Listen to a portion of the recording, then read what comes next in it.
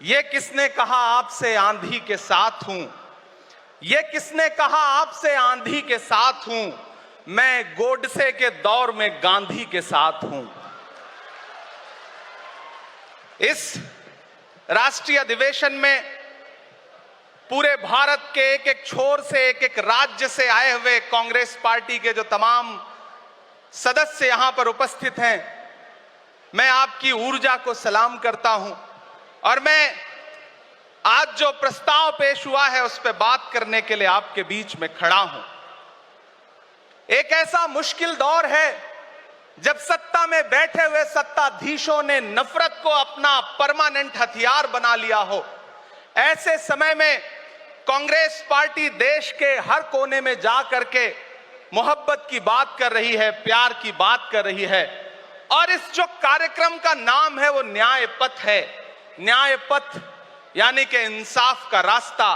और उस इंसाफ के रास्ते पर अपने अतीत की विरासत को संभाल करके, संजो करके लेके चलता हुआ एक ऐसा न्याय का योद्धा जिसका नाम राहुल गांधी है, जो हम सब के लिए प्रेरणा का स्रोत है। मैं गुजरात में खड़ा हूं, जो महात्मा गांधी का गुजरात है, जो सरदार वल्लभ भाई पटेल का गुजरात है। तो मैं इस गुजरात में खड़ा होकर के अपने अतीत और अपने वर्तमान को मिलाता हूं तो मैं ये महसूस करता हूं और फख्र से सोचता हूं कि मैं वो हूं, मैं कांग्रेस का अदना सा एक वो सिपाही हूं जिसकी जड़ें जाकर के महात्मा गांधी से मिलती हैं और जिसके कदम जाकर के राहुल गांधी से मिलते हैं। मैं सौभाग्यशाली हूं कि मैं कांग्रेस पार्टी का एक अदना सा सिपाही हूं।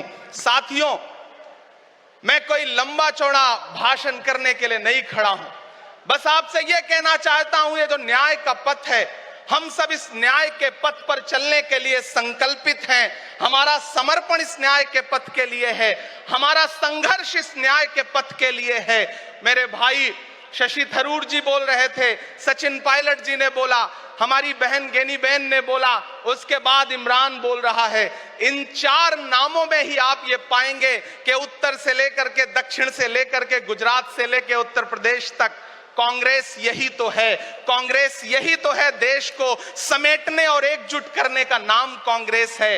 मुझे याद है कि जब कन्याकुमारी के साहिल पर खड़े होकर के, समंदर के साहिल पर खड़े होकर के हमारे नेता राहुल गांधी जी ने कहा था कि मैं 4000 किलोमीटर चलूंगा, एक नारा लगाऊंगा, नफरत छोड़ो भारत जोड़ो। हम सारे लोग उनके कंधे से कंधा मिला करके, उनके कदम से कदम मिला करके 4000 किलोमीटर चलते रहे। मैंने देखे हैं राहुल गांधी जी के पांव के छाले, मैंने देखा है उनका बहता हुआ पसीना। लेकिन हम आपसे पूछना चाहते हैं और इस स्टेज पर मौजूद कांग्रेस पार्टी के अपने तमाम वरिष्ठ नेताओं से भी ये निवेदन करना चाहते हैं कि जिस पथ पर, जिस इंसाफ के रास्ते पर राहुल गांधी इस मुश्किल वक्त में निकले हैं, हम उस लड़ाई में किस तरह से, कितने जोश के साथ राहुल गांधी जी के साथ खड़े हैं, यही तय करेगा। राहुल जी ने कहा है कि अगला निशाना, अगली जीत, अगला राज्य जहां कांग्रेस पार्टी जीतेगी वो गुजरात होगा। तो याद रखिए कि हार तब होती है जब ठान लिया जाता है, हार तब होती है जब मान लिया जाता है, जीत तब होती है जब ठान लिया जाता है। अगर हमने ठान लिया कि जहां से आज सत्ता के शीर्ष पर बैठे हुए लोग नफरत परोसने का काम कर रहे हैं, असमानता का काम कर रहे हैं, संस्थाओं को कुचलने का काम कर रहे हैं, उनके खिलाफ अगर हमने उन्हीं जड़ों में जाकर के मेहनत की, हिम्मत दिखाई, तो मुझे पूरा यकीन है कि जिस तरह अंग्रेजों के खिलाफ लड़ते हुए कांग्रेस पार्टी ने इस देश को स्वतंत्रता संग्राम के जरिए आजादी दिलाई थी, तो यह लड़ाई भी उस स्वतंत्रता संग्राम से कम नहीं है। उस लड़ाई का नेतृत्व महात्मा गांधी जी कर रहे थे, तो इस लड़ाई का नेतृत्व राहुल गांधी जी कर रहे हैं और हम सारे लोग राहुल गांधी जी के साथ खड़े हैं। हो सकता है कुछ लोग इस सफर में, इस मुश्किल सफर में छोड़ के चले गए हों, उन्हें नजरअंदाज करिए और एक नई पीढ़ी, एक नई ऊर्जा के साथ राहुल जी के साथ खड़ी हो। मैं तो कहना चाहता हूं कि कांटे गुल के साथ नहीं चल सकते हैं, बुज़दिल खुल के साथ नहीं नहीं चल सकते हैं। रास्ते में जो छोड़ गया उसे जाने दो, सब राहुल के साथ नहीं चल सकते हैं। आप सारे लोग, हम सारे लोग और इस देश के लाखों लाख करोड़ों करोड़ लोग राहुल गांधी जी के साथ खड़े हैं। और यहां खड़ा होकर के इस देश के पिछड़ों को, आदिवासियों को, दलितों को, अल्पसंख्यकों को मैं सबको भरोसा दिलाते हुए इतना कहना चाहता हूं कि मेरे भाई, कांग्रेस ही है जो आपकी असली लड़ाई लड़ रही है। मुझे वो दिन याद है कि ये सरकार जब एक बिल लेकर के आई तो रात के 3 बजे भी आदरणीय सोनिया गांधी जी राज्यसभा में मौजूद थी इस देश के लिए, इस संविधान के लिए लड़ाई लड़ने के लिए। और राहुल गांधी जी भी लोकसभा में मौजूद थे उससे एक दिन पहले। जिस संजीदगी के साथ वो लड़ाई लड़ रहे हैं, हम सारे लोग उनके साथ खड़े हैं। और मैं ज्यादा भाषण नहीं करूंगा, जाते जाते बस आपसे इतना कह के जाना चाहता हूं साथियों कि ये न्याय का पथ और एक छोटी सी कविता, और उस कविता का जो शीर्षक है, उस कविता का जो हीरो है वो मंच पे मौजूद है। मैं चाहता हूं पीछे तक एक बार दोनों हाथ उठा करके तालियां बजाएं। मैं अगले 1 मिनट के कविता सुना करके यहां से आपसे विदा लूंगा। कन्याकुमारी से जो सफर शुरू हुआ था वो अहमदाबाद तक लगातार जारी है और आगे भी जारी रहेगा।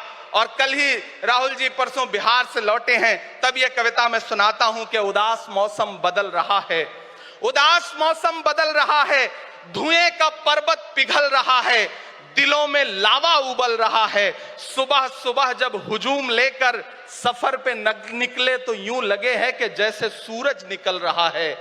वो चल रहा है, वो चल रहा है।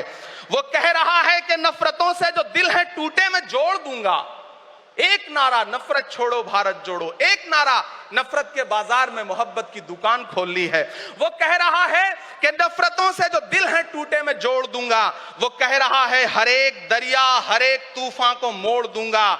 सुनो सितमगर, न समझो डर कर मैं अपने लोगों को छोड़ दूंगा। सितम की गर्दन मरोड़ दूंगा। सितमगरों की हर एक ख्वाहिश हर एक साजिश कुचल रहा है। वो चल रहा है, वो चल रहा है। अंतिम पंक्तियां पढ़ता हूं कि जमाने भर की तमाम माओं ने हाथ उठाकर दुआएं दी हैं। जमाने भर की तमाम माओं ने हाथ उठाकर दुआएं दी हैं। तमाम बच्चों ने इस तपस्वी का माथा चूमा, बलाएं ली हैं। जो नफरतों का जहर भरा है ये बन के शंकर निगल रहा है। वो चल रहा है, वो चल रहा है। मोहब्बतों की किताब लेकर लबों पे अपने गुलाब लेकर, मोहब्बतों की किताब लेकर लबों पे अपने गुलाब लेकर, सुनहरे रंगों का ख्वाब लेकर वो आया है इंकलाब लेकर। बलाएं रास्ता बदल रही हैं, फजाएं खुशबू में ढल रही हैं। ये नफरतों का निजाम बदले, हिकारतों का कलाम बदले। अगर ये रहबर नहीं बदलते तो अपना लहजा अवाम बदले। अंधेरे बेचैन दिख रहे हैं, कोई जो है इस अंधेरी शब में मशाल की तरह जल रहा है। वो चल रहा है, वो चल रहा है, वो चल रहा है। बहुत बहुत आप सबको धन्यवाद दूंगा। साथियों, आपने जिस जिंदा दिली से सुना उसके लिए आपका बहुत आभार। न हम सफर न किसी हमनशी से निकलेगा, हमारे पांव का कांटा हम ही से निकलेगा।